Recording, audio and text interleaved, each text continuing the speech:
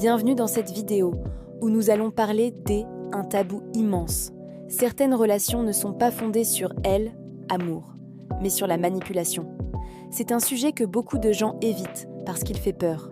Il remet en question tout ce qu'on croit savoir sur les sentiments. Et surtout, admettre qu'on a été manipulé implique de reconnaître qu'on a été vulnérable. Alors, aujourd'hui, on ouvre cette porte interdite. On va parler des mécanismes invisibles, des signaux, de l'emprise, de la dépendance et de ce qui fait qu'une relation peut ressembler à de l'amour, alors qu'elle ne repose que sur le contrôle. Alors, pourquoi certaines relations semblent être de l'amour, mais reposent en fait sur la manipulation ? C'est souvent parce que tout va très vite. Les déclarations brûlantes, l'intensité, la fusion, les promesses trop grandes, trop rapides. On a l'impression d'avoir trouvé l'amour absolu. En réalité, il peut s'agir de love bombing, la première étape de nombreuses relations toxiques. La manipulation imite l'amour. Elle en copie le langage, les gestes, la passion, les attentions. Elle donne ce que l'autre rêve de recevoir, pour mieux le capturer émotionnellement. Et c'est ça le plus difficile à repérer. La manipulation ne ressemble pas à un piège, elle ressemble à un conte de fées. Mais alors, comment devient-on une cible ? Il faut bien comprendre que personne n'est manipulable en permanence. Mais tout le monde peut l'être à un moment précis de sa vie, après une rupture douloureuse, une longue période de solitude, un manque d'estime de soi, ou si on a grandi dans une famille qui, n'a pas appris à montrer un amour sain. Les manipulateurs ne cherchent pas forcément des personnes faibles, ils cherchent des personnes réceptives, celles qui espèrent très fort, celles qui pardonnent vite, celles qui aiment profondément et qui pensent qu'on peut toujours sauver l'autre. Ce n'est pas de la faiblesse, c'est de la générosité émotionnelle, qui est détournée à leur profit. L'arme principale de la manipulation, c'est la confusion mentale. Une relation manipulatoire n'est pas un coup de marteau, c'est un brouillard épais qui s'installe lentement. Les manipulateurs utilisent une technique simple mais redoutable. Te faire douter davantage de toi que des eux. Par exemple, ils vont faire quelque chose de blessant et ensuite te dire que tu exagères. Ils te promettent quelque chose, puis jurent ne jamais l'avoir dit. Ils te critiquent, mais affirment que c'est pour ton bien. Petit à petit, tu ne sais plus si tu as raison ou tort. Tu commences à t'excuser sans même comprendre pourquoi. Tu changes ton comportement pour éviter les conflits. Tu te sens responsable de tout.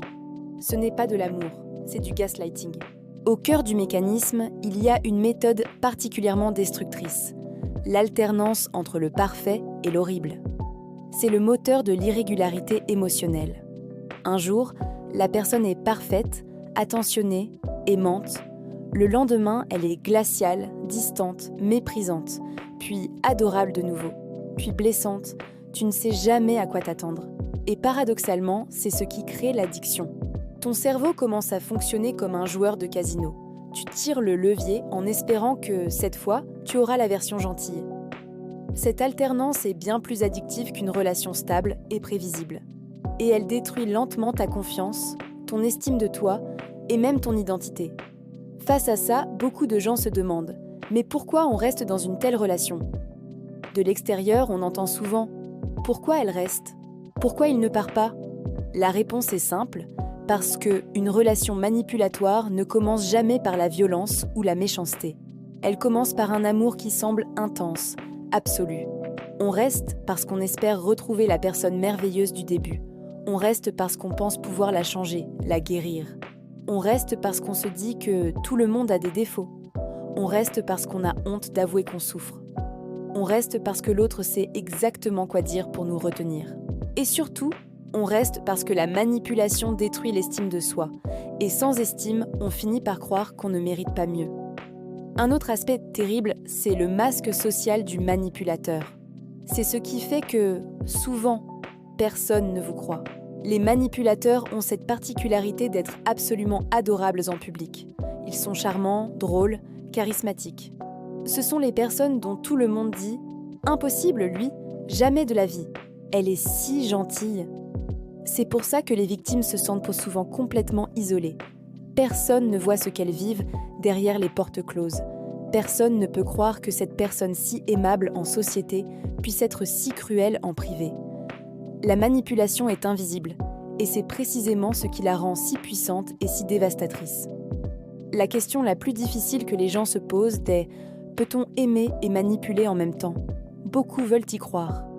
Ils se disent que le manipulateur aime mal, qu'il a des blessures profondes, qu'il ne se rend pas compte de ce qu'il fait. Mais la vérité est bien plus amère. L'amour implique le respect, la manipulation implique le contrôle. Ces deux notions ne peuvent tout simplement pas coexister. On peut être maladroit, imparfait, impulsif en amour, ça arrive, mais manipuler quelqu'un n'est jamais accidentel.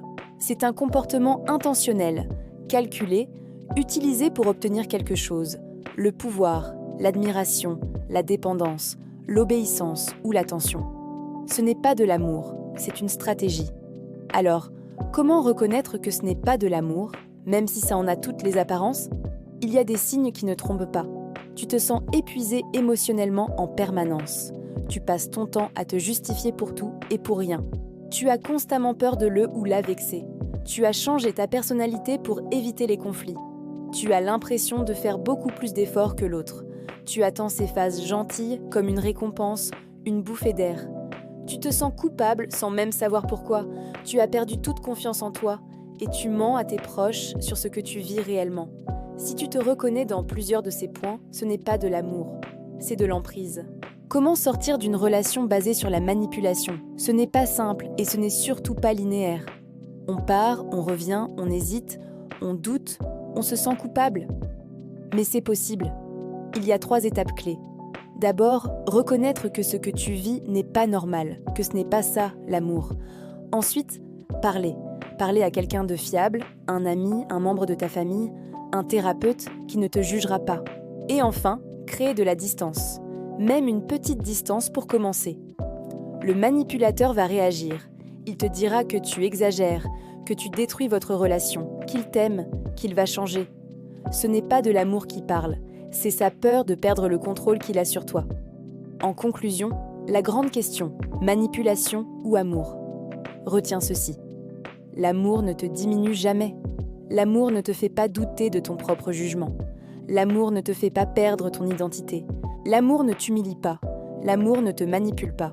Une relation amoureuse n'est pas censée être un combat permanent, une douleur constante ou un sacrifice de soi.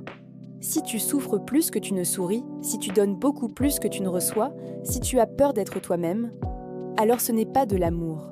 C'est un piège et tu as le droit d'en sortir. Et surtout, tu mérites infiniment mieux. Merci d'avoir regardé, prends soin de toi et n'oublie pas de t'abonner pour plus de contenu.